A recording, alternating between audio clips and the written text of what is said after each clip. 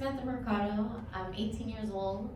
I'm a senior at Liberty High School, and I take the HVAC course.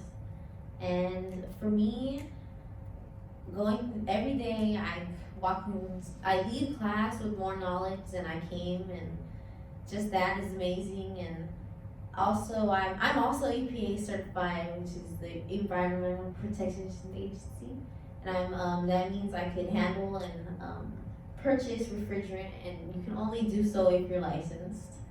And for me, this class is gonna I'm gonna take my career here, and thanks to Mr. Falcone for being a great teacher.